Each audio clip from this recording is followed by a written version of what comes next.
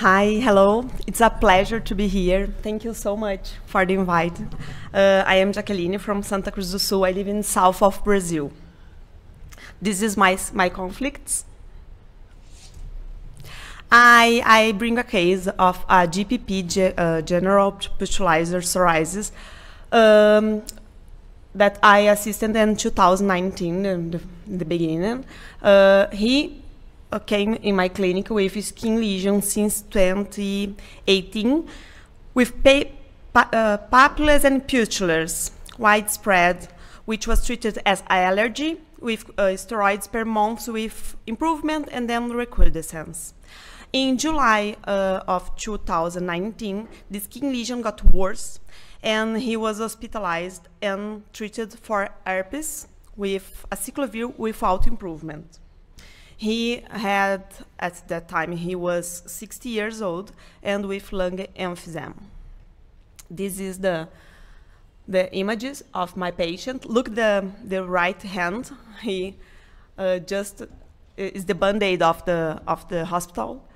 He was with no skin, healthy skin, just erythema and escamation and erythroderma.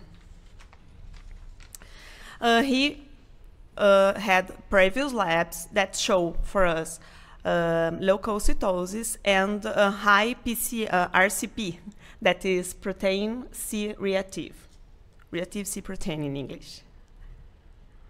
I talk with the patient, and it's mandatory hospitalization in the university hospital that I worked in Santa Cruz do Sul. And the patient was to the hospital. I made a skin biopsy with a punchy 4 millimeters.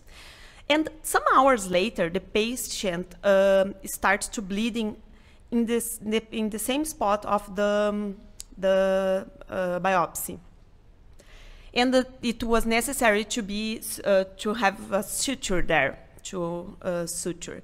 And when they talked this to me, I thought, they are exaggerating, because a punch 4 don't do a huge bleeding. So this was awkward. At that point, I suspect of pustular psoriasis because I have a patient with erythroderma without skin disease diagnostic, with leukocytosis, systemic inflammation, a high IgE. At that point, he was on the hospital. I made exams, culture, and skin biopsy.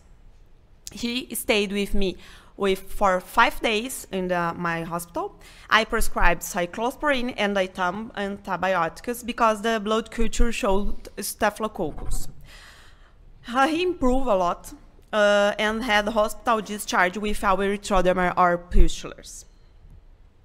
This is the skin biopsy. So at that point in the timeline, my patient was using oral cyclosporine.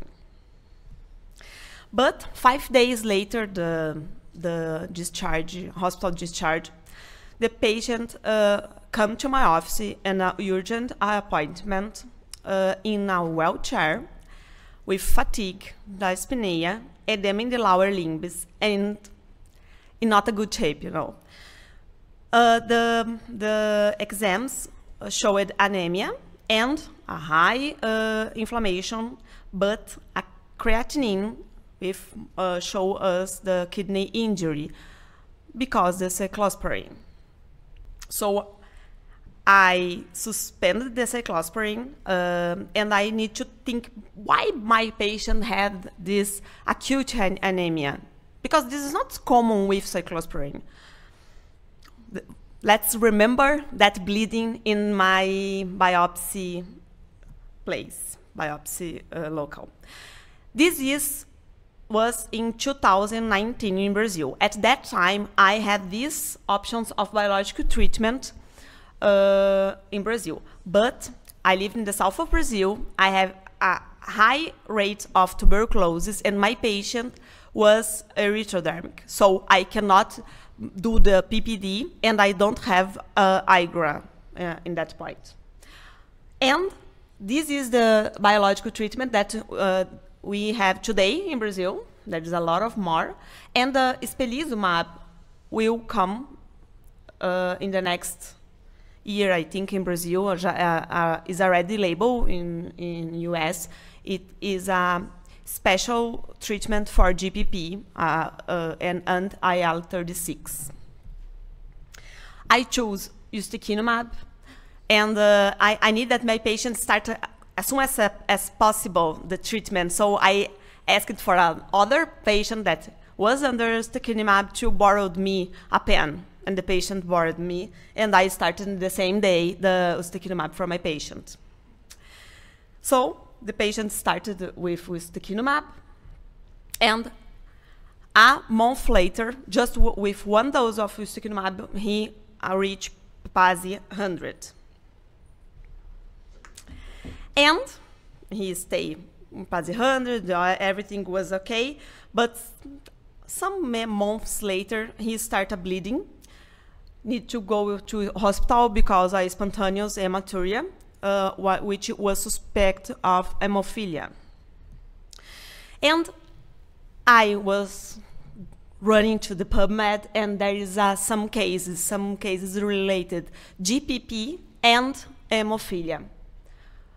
So in the first moment, I thought that was my ustekinumab. So no, there's some relation between the two diseases.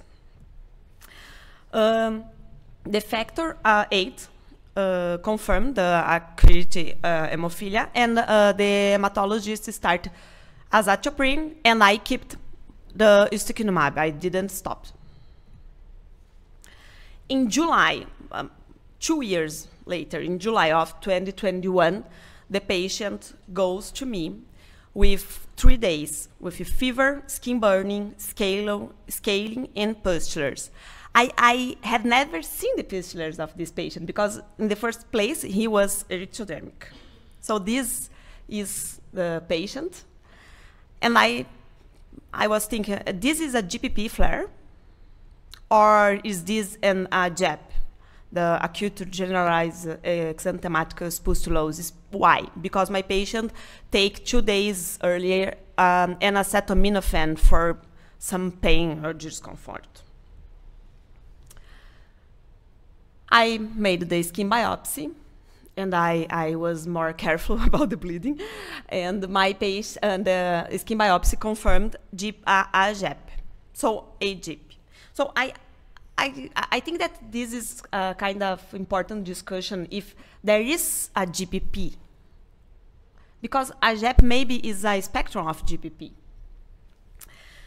Well, the timeline of my patient is since September from 2019 until today. He is under ustekinumab, and he is using azathioprine for the hemophilia, and he stayed with PASI 100 maintained, and he's okay.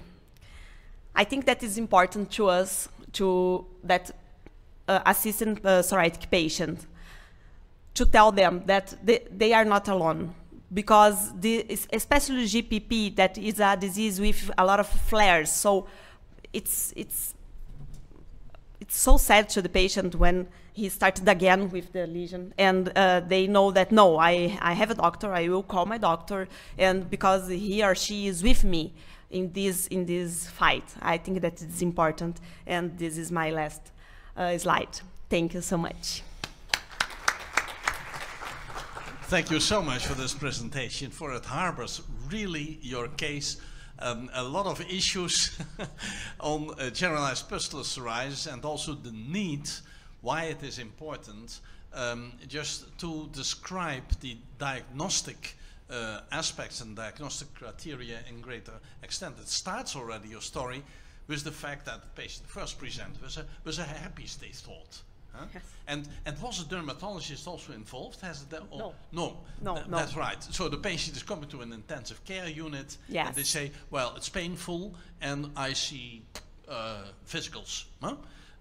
Or pustules, doesn't matter. So the patient has herpes. Yes. That was it. So, and then there was quite a delay, actually, yes, before you had the diagnosis of generalized pustular psoriasis. And then the differential diagnosis of generalized pustular psoriasis and AGEP, looking also to the histology and what are the criteria then to differentiate that. But Chun, you had expected already that I would come in your direction. Can you give some comments here for this to this case? I'm sure that your hands are itching really to take the microphone. Thank you, Jaquelini, for presenting this interesting case. Peter, I'm not very sure that this is GPP. No. Even by the Erasmus criteria, it doesn't satisfy. What we see from your presentation of the first episode is that he was exposed to steroid, and we are all aware that steroid can trigger erythrodermic as well as generalized pustular psoriasis. And as you mentioned, generalized pustular psoriasis is characterized by recurrent flares. So most of the criteria available, and I think most of us here agree that to diagnose the pustular psoriasis, we do want to see at least one flare. So it's always difficult during the initial phase unless you have very classic clinical feature. Because currently, Erasmus also, like the Spesolimab trial, we excluded patients with erythroderma with pustulosis, because if you have severe erythroderma, you do see pustulosis. I was going to ask you from the first episode, did you culture the skin, or did you manage to culture anything from the patient's blood? Yes, we had a blood culture that showed staphylococcus, but I don't do the culture of the skin. And I didn't see in the first episode when he showed like erythrodermic. There was no pustular, but the history of that the family tells me to me think about this, but was just a suspect at that time. And the biopsy, does it have any histology feature that is very supportive of a GPP? The biopsy is here, the first of... It will be difficult to look at this histology slide. I'm sorry. I show to you. I have the biopsy here, okay. But it's psoriasiform dermatitis with pustules in the granular layer and pustules in the corneal layer associated with confluent parakeratosis, thinning of the suprapapillary epidermis, and edema in the papillae associated with tortuous vessels and neutrophilic infiltrate. So you didn't have micropustules of Kogai? No. Yeah, that's right. No. So actually, to me, it is erythrodermic psoriasis. Yeah. And your second episode, actually, the clinical features can be the early stage of GPP, but most of the pustules are actually discrete. Yeah. And your history is very important. He has an exposure to a drug, and when you took off the drug, the fast resolution is another point that support agent besides your biopsy. Again, I can't tell the biopsy from here. Okay, sorry. It's important. If your second biopsy, if you have microabscesses, you're more likely to see eosinophil within the microabscesses. Yes, in the second one is spongiotic dermatitis with acanthosis and presence of spongiform pustules in the stratum corneum and intraepidermal. Neutrophilic and lymphocyte infiltrates in the dermis, upper associated with edema. Is the second one. Did they mention any eosinophil within the microabscesses? No. I spoke with the dermatopathologist. And there is not. And the patient had no history of classical plaque psoriasis.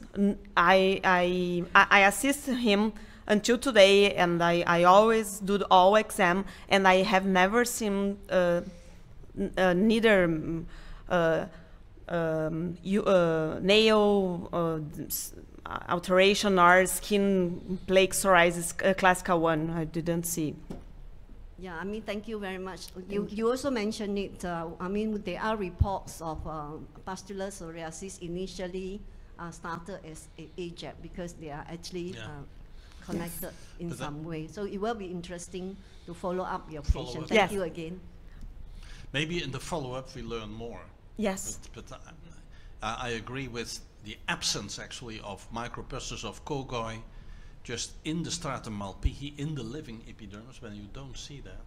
Yeah. Maybe now that he's fine bone, well, I don't know, maybe now a new biopsy show something without or lesion? Follow the course of the disease, and when there are new pustule formation, then take a biopsy. Okay. Thank you so much. Thank you.